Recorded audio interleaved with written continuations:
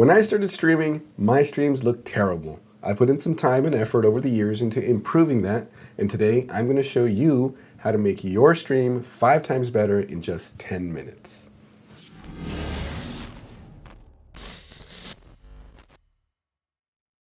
My name is Chris, this is Coalition Gaming, and today I'll be your stream technician. Real quick, if you guys are new around here and are into PC gaming and streaming related videos, make sure you hit that subscribe button and hit that bell so you don't miss a single upload. With that out of the way, let's get to the video. There is a lot involved when it comes to streaming. So many tips, so little time. We've got some simpler ones here for you today, but if you wanted something a little more technical that could really polish things up, make sure to check out our 5 tips to stream better video as well, linked right up here. On to the tips. I'm a little under the weather right now, so it might sound a little different. Anyways, number 1, stay on top of current trends and game releases. Current trends can definitely be beneficial to your growth. When something happens in the industry, trends can be translated to clicks, and those clicks can translate to growth. If you jump on an opportunity, the method of how you jump on this would likely vary from person to person though. So if a certain kind of news came out, some people might view it negatively, some people might view it positively. Reacting to these things on stream, letting it be known that it's a topic for debate and spreading that information with good searchable terms could definitely net you some extra viewership. Same goes for game releases. But don't focus all your time on this part because new game releases will be flooded with streamers and your stream can easily get lost in the ocean of everyone else trying. Try doing something differently, like maybe crossing the current trend discussion idea with a new game release segment of your stream and kill 2 birds with 1 stone. Number 2, interact with your audience to the best of your ability. I know it can be difficult, especially for newcomers, but you have to be active. If there is nobody in your stream, it can definitely feel daunting to play a game or do an activity and feel like you're talking to nobody. The word for it, empathize with me. And so I told him, and he's all, oh, sure, I'll go and help you out. And we got to my house, and he started picking them up, and he's all like, oh, dude, these are heavy. I might hurt myself moving these. So yeah, there's 2 broke back dudes. Wait, that sounded bad. Think of it this way. You're talking to yourself. Sounds crazy, right? But vocalize your thoughts. You're actively doing something. Your brain is actively thinking about something. So connect those things to your voice, and you'll never run out of things to say, whether there are people in chat or not.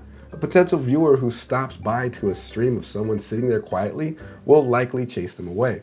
But if you're there vocalizing your thoughts as you play a game or build a computer or do anything, their incentive to stay and interact with you goes through the roof. Now, if anyone says hello in your stream, make sure to respond promptly. Say hi back, ask them how they're doing, interact with them. A lot of people, including me, love the interaction that streaming brings. There are many who like to lurk and watch quietly, but there are many who also want to interact with you. That interaction entertains the lurkers and active chatters alike. So be mindful of that and you'll have a better time. Number 3, check your network. We're gonna get a little bit more technical here. It's not common, but when it happens, it can be incredibly frustrating. You just went live, but you're dropping frames like crazy and your viewers are telling you that your stream is laggy. This is not a good look. An easy way to test your network is to grab a large file, preferably a few hundred megabytes to a gigabyte, which is usually something like a video, and go to Dropbox or your Google Drive and upload it there. Open your task manager by pressing Control-Shift-Escape together and click the Performance tab. Your network connection should be listed here on the left side there. Going to a site like Speedtest is the usual indicator people use, but it doesn't test sustained load, which is what a stream does. It only tests a short burst load. Uploading a somewhat large file like this lets you observe what your maximum sustained upload is. If everything is good here, then you're good to go. But if, for example, you have 10 megabit per second upload, but you're only pulling 4 to 5 upload during this test, and your stream is encoding at 6 megabits per second, this will result in dropped frames and a laggy stream. Take the necessary troubleshooting steps, usually unplugging your modem from power, waiting a minute, then plugging it in, then you'll be good to go. Number 4, test your stream. You might think you're good to go, but the second you hit start streaming, you might be in for a surprise. Getting caught off guard can be a big turnoff to some viewers, so it's always a good idea to test your stream ahead of time. If it doesn't take very long, all you have to do in OBS is click start recording instead of start streaming.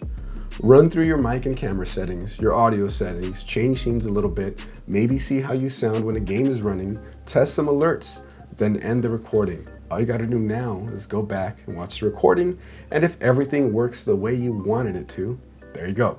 But if you catch something, now you can fix it before going live and be safe from something potentially embarrassing. Number 5, go back and watch your own stream.